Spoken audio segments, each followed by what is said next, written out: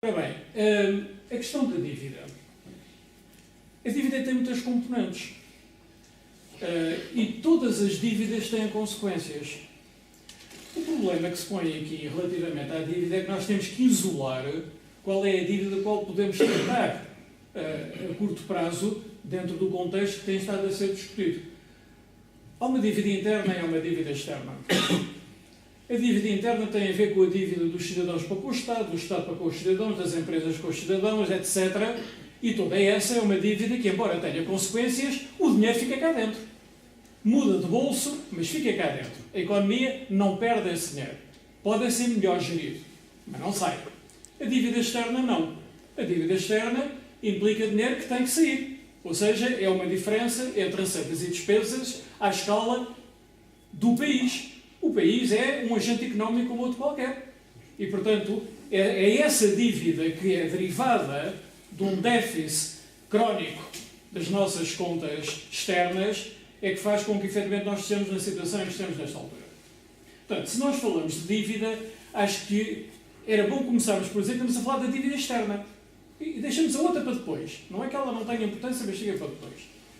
E a dívida externa, só há duas coisas que se podem fazer relativamente a ela. Ou se paga, ou não se paga. Se a dívida é pagável, independentemente agora de saber se a dívida é odiosa ou não, se ela é pagável, talvez se deva considerar a possibilidade de a poder pagar. Se a dívida não é pagável, eu acho que nós estamos todos razoavelmente de acordo que ela atingiu um nível que não é pagável, então, obviamente, a única solução é não pagar.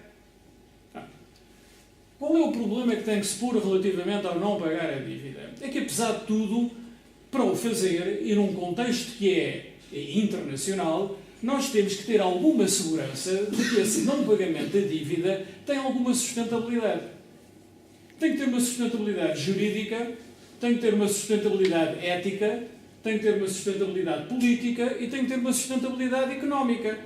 Ou seja, nós temos que analisar as consequências do não pagar do ponto de vista destas quatro componentes.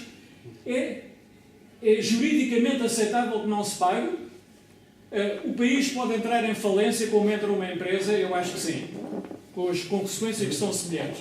Juridicamente eu acho que é legal e é legítimo não pagar. É eticamente aceitável não pagar?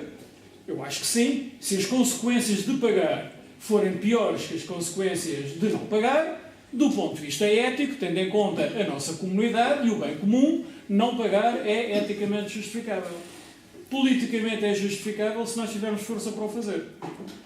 E economicamente é justificável se os resultados do não pagamento forem preferíveis aos resultados de uma austeridade que nos está a ser imposta para pagar. Portanto, veja-se que o problema é relativamente simples de colocar. Nós só temos que olhar para a dívida e saber o que é que acontece se não pagarmos.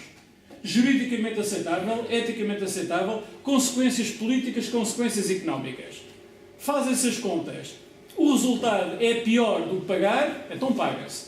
O resultado é menos gravoso do que pagar, não se paga. Portanto, nós não temos que estar aqui às voltas com um problema que pode ser resolvido. Nós temos é que querer olhar para ele.